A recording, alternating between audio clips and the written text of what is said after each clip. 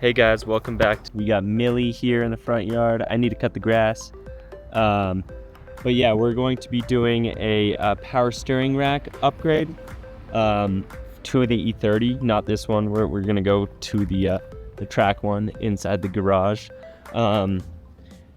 So the stock, this one's stock. So that one takes 4 full turns to lock to lock. And this one with the S52 swap, it has the M3 steering rack in it currently, and it is a huge difference. It's 3.2, but it is leaking a lot. And I have right here a brand new, well, not brand new, it's a OEM but used, new to me, Z3 steering rack.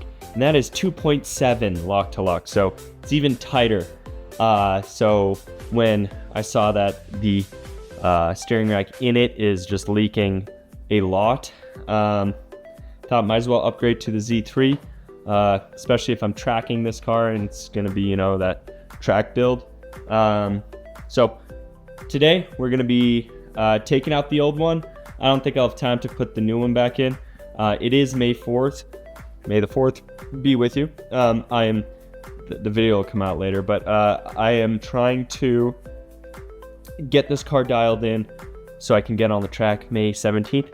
And like previous episode, I tore my labrum, and about 3 weeks out now, and I can start working on the car. So I got the drive shaft out, realized that the center support bearing I was replacing was for a late model E30, so I am not going to be able to drive it for a while, so might as well do the steering rack as well. So we're going to get to that.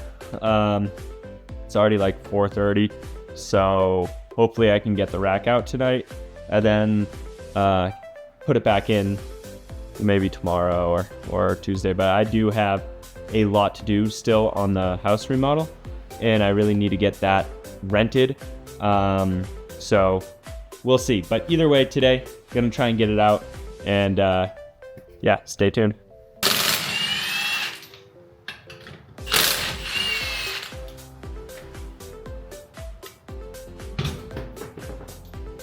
First thing, we're gonna get the outer tie rod unbolted and go from there.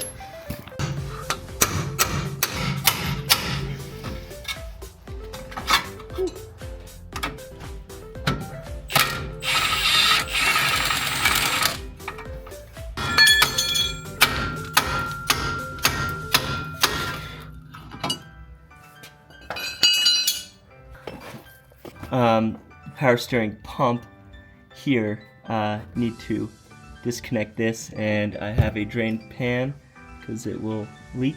And then up in here, right there, I need to also disconnect that and drain all of the power steering fluid.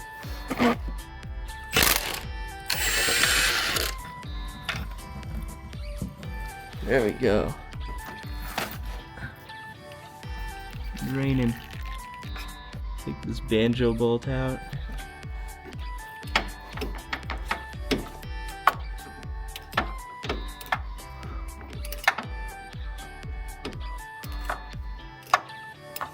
I already cracked it loose. So, but it's not quite oh yeah, now it's hand loose. There we go. There we go. Putting the banjo bolt down there. I'm gonna put this banjo bolt back in the power steering pump just so I don't lose it. Okay, next up is the steering column. You gotta take that nut off.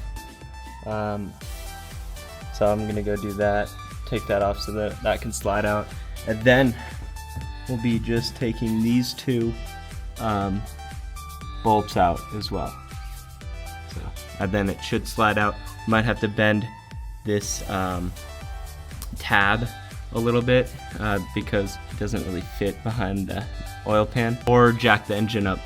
In true fashion, this one up here was actually a 15 while the bottom was 17. So.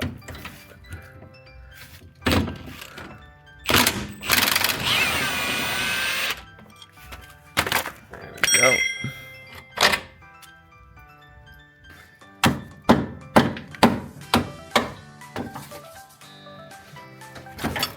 Oh, hey!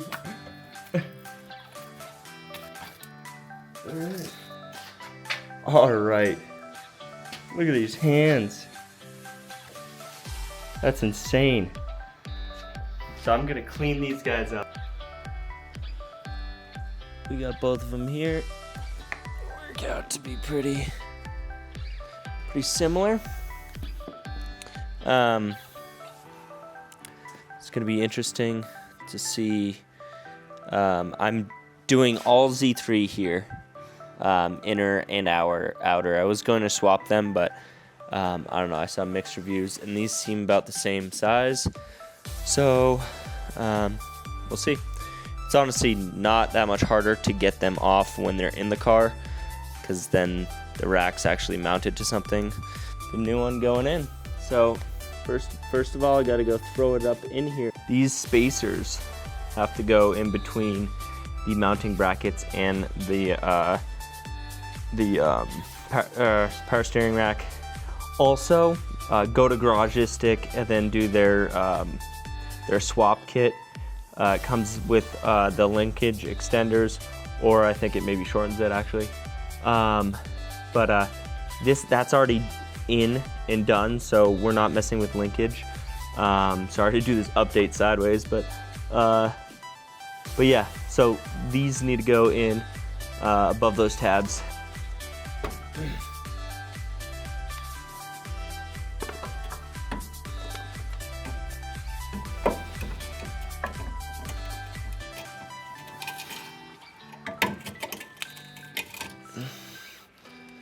All right. I gotta bend the tabs back, which I need a hammer and I totally forgot. So, and I don't think this is honestly staying because these tabs, oh God. Yep, no. Oh, that's a workout for the shoulders. Okay. I'm bending them back just a little bit.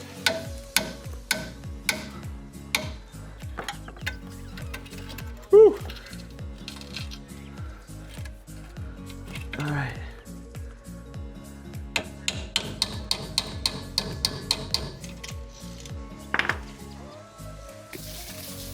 All right, so we got the bolt in and the spacer.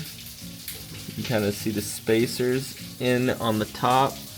Did the passenger side first, and then we'll come over, line up the spline, then we'll put the second mounting bracket in. So the black spot of the right here, have that line up with, there's a little nick down there, so have that lined up, and then the seat lined up, and then we'll throw this on so everything is square, and then mount it out.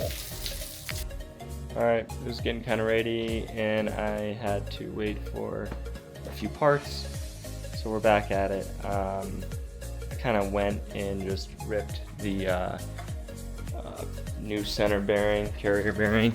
But basically, yeah, back in there you can see, whoops, the rack when it was taken off was not centered, because when I centered it and then centered the steering wheel, it's super off. So I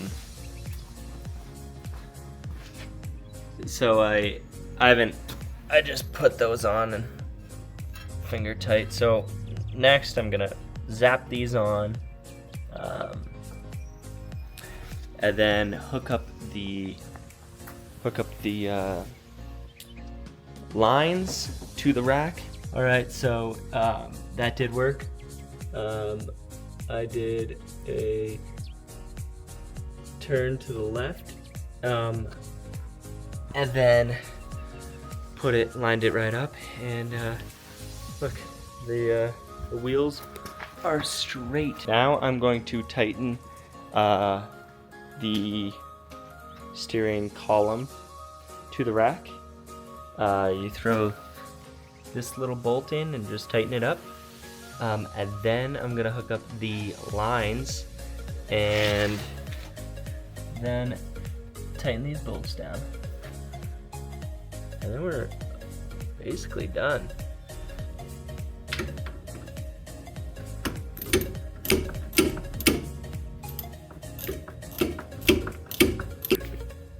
All right, before I do that, I'm going to put this back in so the rack doesn't move, so it doesn't fall back out. So I'll have to line it back up.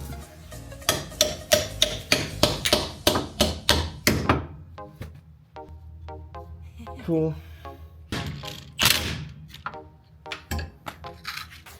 Let's double check. Let's see if this wheel is centered. That's probably centered, so let's see where that is. Down yonder. I mean, that's centered. Cool. Tighten it.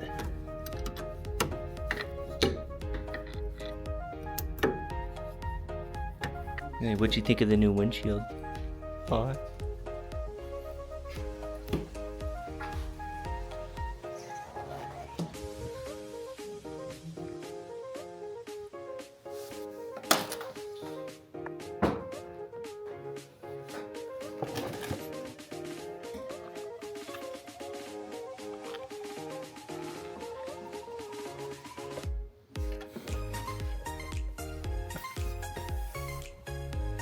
You think it's gonna start?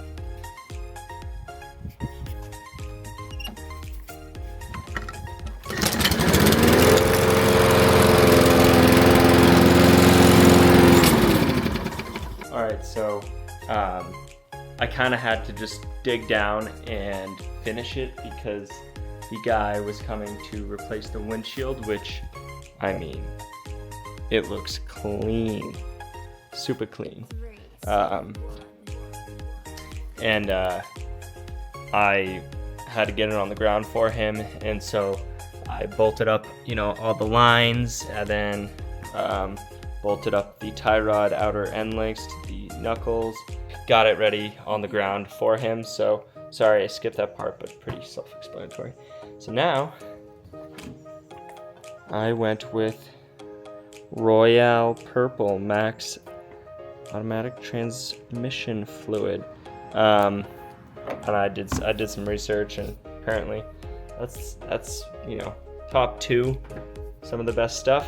So we're gonna fill it up with that and see how it goes. All right, now I'm going to start it up.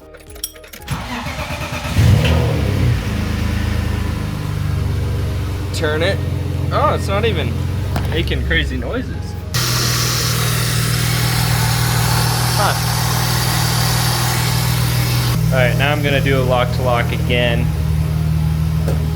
It did come, like, the rack itself did have some fluid in it.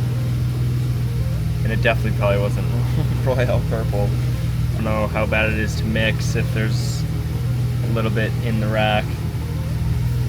I mean, worst comes to worst, I just drive it for a few days, and before I go to the track I do another full flush.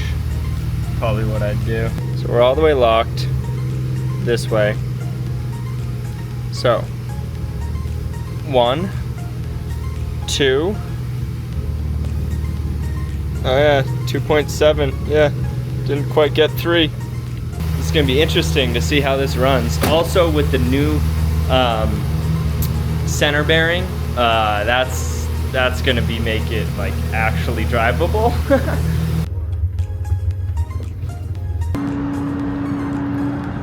All right. Neutral, right? Oh, I'll throw it in neutral. Yeah.